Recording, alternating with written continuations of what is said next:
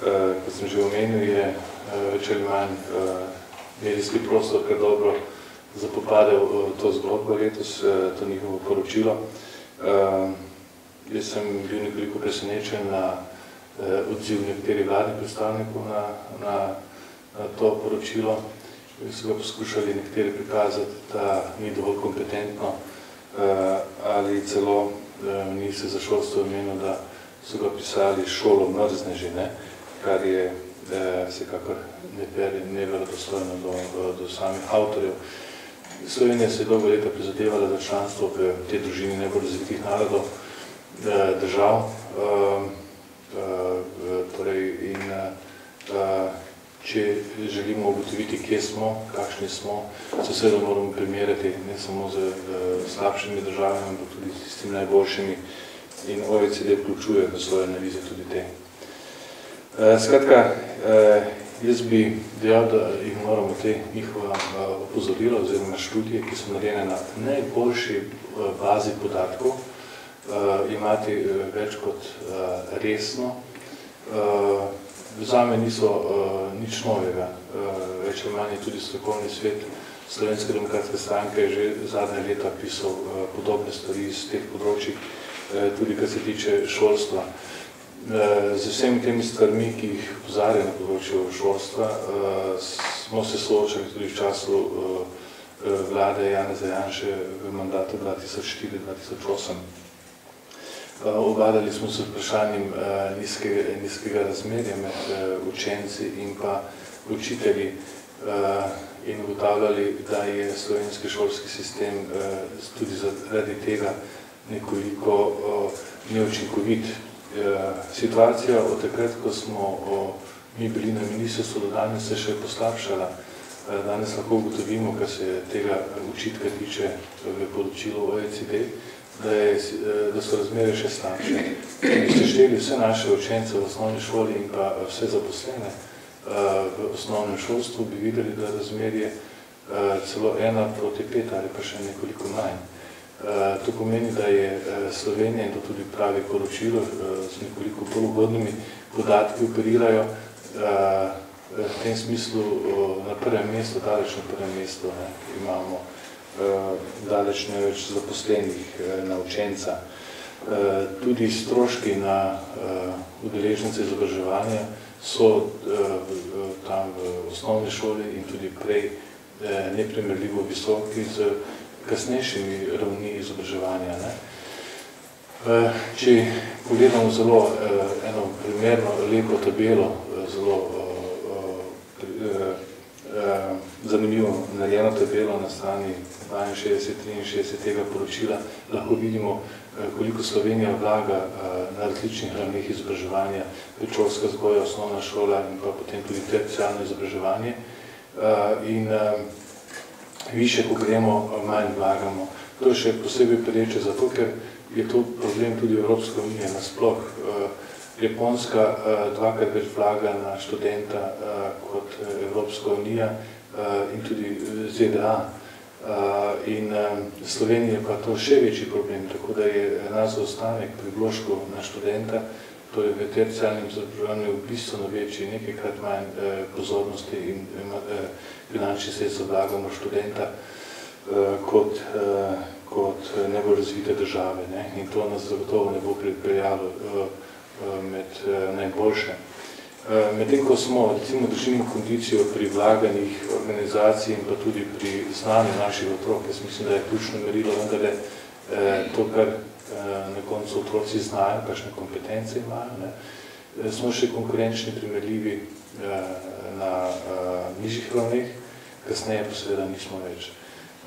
PISA, PIRLS, TIMSS in druge raziskave kažejo, da je pismenost na naravoslovju kar solidna, čeprav zadnje leta trendi upadajo.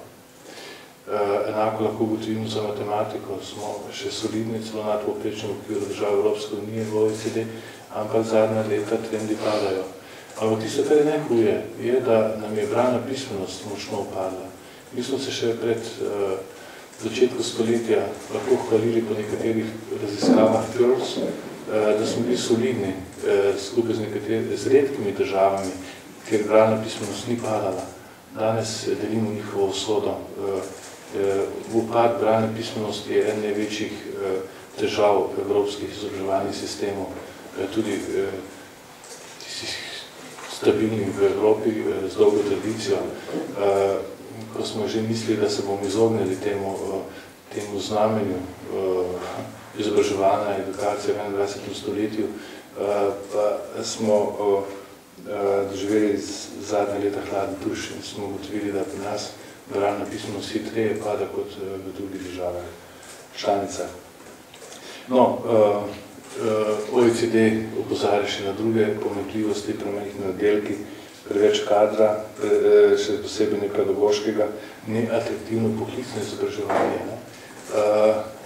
Malo držav ima tako mali vpis v poklicno izobraževanje kot Slovenija, še posebej ta srednji evropski del se lahko pohvali z zelo dobrim vpisom v poklicno izobraževanje. To je pomembno, zato ker ravno diplomanti oziroma tisti, ki uspešno zaključijo poklicno izobraževanje, usposabljanje, veliko lažje pridejo do delovnega mesta, so veliko bolj zaposljivi kot ostali. In imamo še seveda tudi določene strukturne težave, ne samo preveliko število zaposlenih, kar je posebno vprašanje tudi za sindikat naš, ki zlasti vodstvo sindikata, gospod Strukar, bi želel imeti čim večjo armado svojih privržencev, ne glede na to, ali je to za sistem dobro ali ne. Imamo še nekatere druge organizacijske težave.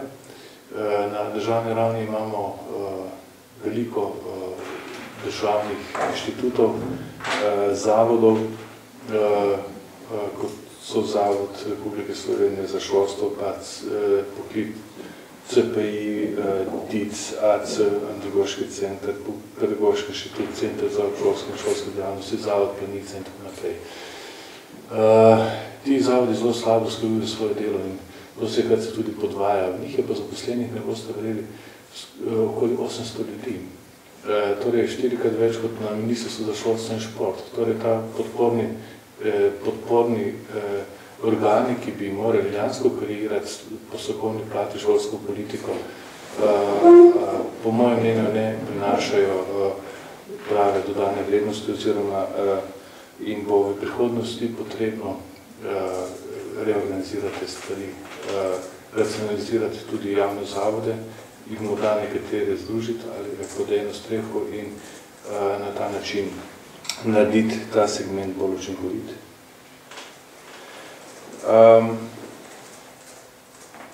Pri srednji šoli tudi opozarjajo, je problem mature, kot veste, ki je malo v tej obliki izpeta, izobraževalne procese preveč usmerja zgolj na maturo in s tem jemlje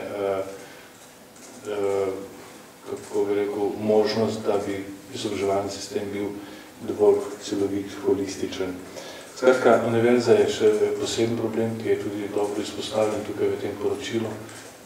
Naši študenti predolgo študirajo, daleč, predolgo, preveč. Primerjave z ostalimi po svetu, premalo vlagamo v terciarno izobraževanje, premali vpis imamo na naravoslovje in pa inženirske programe, kar pomeni, da je to velik udarec za naše gospodarstvo. Poleg tega je univerza, zlasti slovenske univerze, so neprilagojene oziroma se prepočasi prilagajajo sodobnim trendom. Danes govorimo v svetu o tretji misiji univerz, o tretji generaciji univerz, ki pomenijo ali pa ki predpostavljajo veliko večjo vključenost v gospodarsko življenje, v prodajo know-how, v raziskave, v to, da niso več samo vraščene v neko lokalno okolje, ampak so vraščene v globalno okolje, da imajo različne oblike financiranja, niso samo vezane na državne jasli in pa na državno regulacijo. Skratka, prihaja nov tip univerze, ki ga nekateri naši nočejo niti videti, zato ker je šarm stare univerze, ki je zagotavljal mirno življenje, še vedno preveč prisoten pri naših univerzitetnih delavcih.